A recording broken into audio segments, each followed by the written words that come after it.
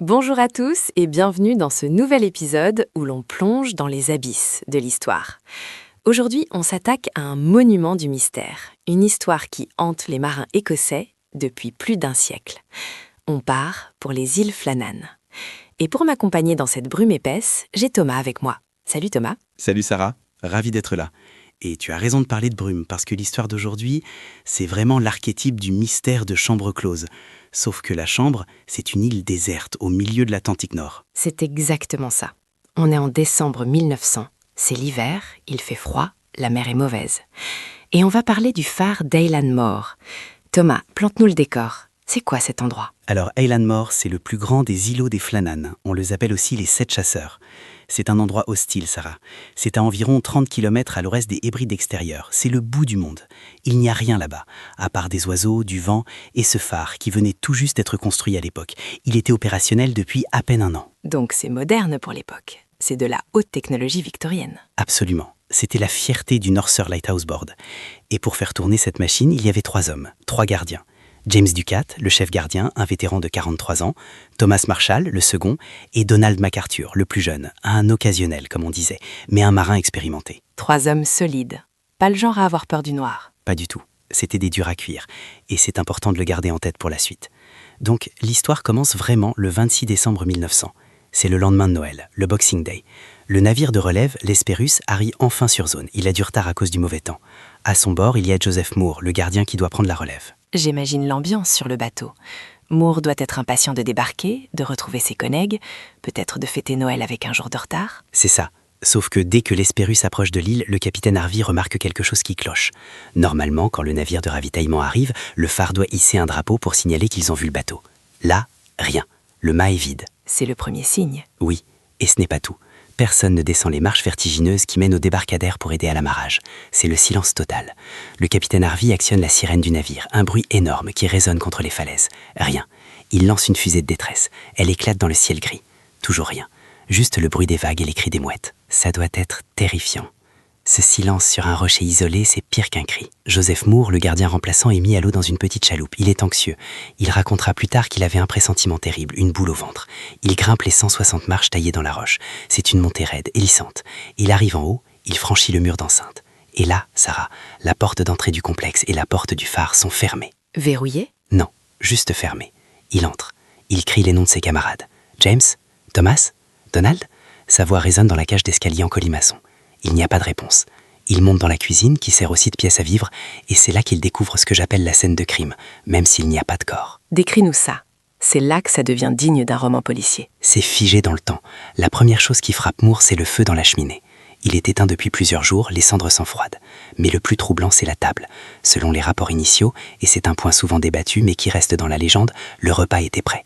Il y avait de la viande, des pommes de terre, des cornichons sur la table, comme s'il s'apprêtait à manger. Et cette histoire de chaise ? J'ai souvent lu qu'une chaise était renversée. Oui, c'est le détail qui tue. Une chaise gît sur le sol, renversée, comme si l'un des hommes s'était levé précipitamment, dans une urgence absolue. Imagine la scène. Tu es à table, et soudain, quelque chose se passe, quelque chose de si impérieux que tu renverses ta chaise et tu cours dehors. Sans même finir ton assiette. Mais attends, il y a un autre détail vestimentaire qui est crucial pour comprendre ce qui s'est passé de l'or, non ? Tu as l'œil. C'est l'indice le plus concret. Dans l'entrée, il y a des crochets pour les vêtements d'extérieur. En Écosse, en hiver, sur un phare, tu ne sors pas sans ton oilskin, ta veste cirée étanche. Or, Moore constate qu'il manque 2 vestes, mais la troisième veste est toujours accrochée au mur. Donc, ça veut dire que l'un des 3 est sorti en bras de chemise, en plein mois de décembre, dans l'Atlantique Nord ? Exactement. Et c'est contraire à tout règlement et à tout bon sens de survie. Donald MacArthur, le plus jeune, a probablement couru dehors sans protection. Pourquoi ? Pour aller aider les autres ? Pour fuir quelque chose ? C'est incompréhensible. Autre détail qui glace le sang, l'horloge au mur. Elle est arrêtée, les poids sont descendus.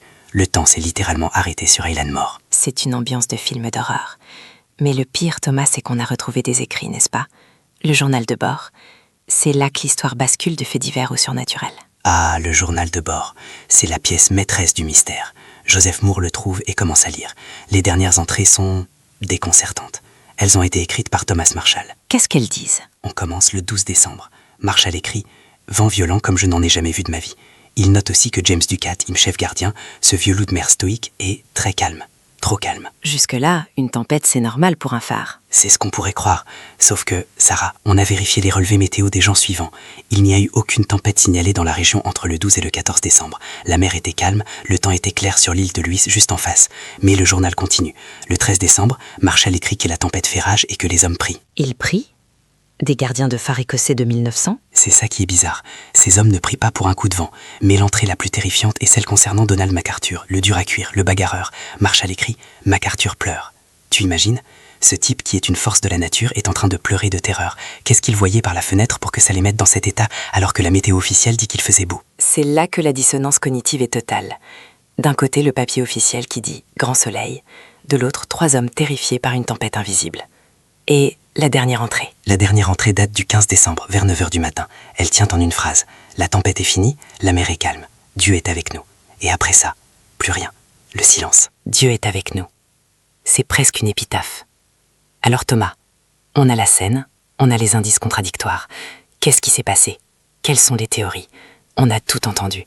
Enlèvement par des espions étrangers? Monstres marins? Oui, on a même parlé d'un oiseau géant qui les aurait emportés. Mais essayons de rester rationnels 2 minutes avant de partir dans le folklore. La théorie la plus acceptée aujourd'hui par les experts maritimes, c'est la vague scélérate. Une vague géante? Oui. La géographie de l'île est particulière. Il y a des crevasses profondes dans la roche qu'on appelle des gions. Quand la mer s'engouffre là-dedans, la pression monte et l'eau peut exploser vers le haut avec une violence inouïe.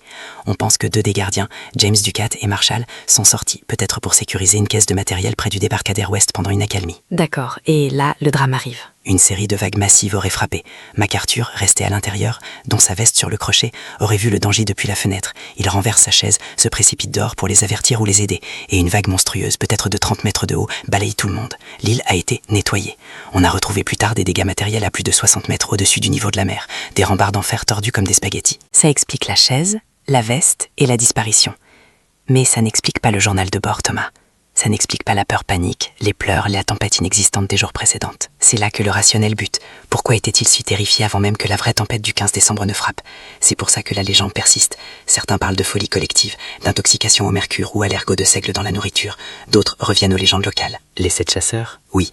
Les locaux considéraient ces îles comme un territoire sacré et maudit. On disait qu'il ne fallait jamais y passer la nuit. Il y a des histoires de petits hommes, de fantômes d'anciens druides. Pour les marins superstitieux, les gardiens ont commis un sacrilège en habitant là-bas, et l'île les a tout simplement avalés. C'est fascinant. On a d'un côté la violence brute de la nature, capable d'effacer 3 hommes en une seconde, et de l'autre cette fragilité psychologique, cette peur ancestrale qui transpire à travers les lignes du journal de bord. Et tu sais Sarah, quand on visite le phare aujourd'hui, car il est toujours là, automatisé maintenant, il y a une atmosphère lourde. Même par beau temps, on sent que quelque chose s'est passé. Joseph Moore, le gardien qui les a remplacés, n'a plus jamais été le même après ça. Il a fini ses jours rongé par ce qu'il avait ressenti sur ce rocher. Comme si le silence de l'île l'avait contaminé lui aussi. C'est une histoire qui nous rappelle à quel point nous sommes petits face à l'océan et face à ce qu'on ne comprend pas. Merci beaucoup Thomas pour ce récit classant. Merci à toi. Et n'oubliez pas, si vous voyez un phare au loin ce soir, demandez-vous qui regarde réellement par la fenêtre. Sur ces bonnes paroles, on vous souhaite une excellente nuit, bien au chaud, et on se retrouve très vite pour un nouveau mystère. Salut tout le monde!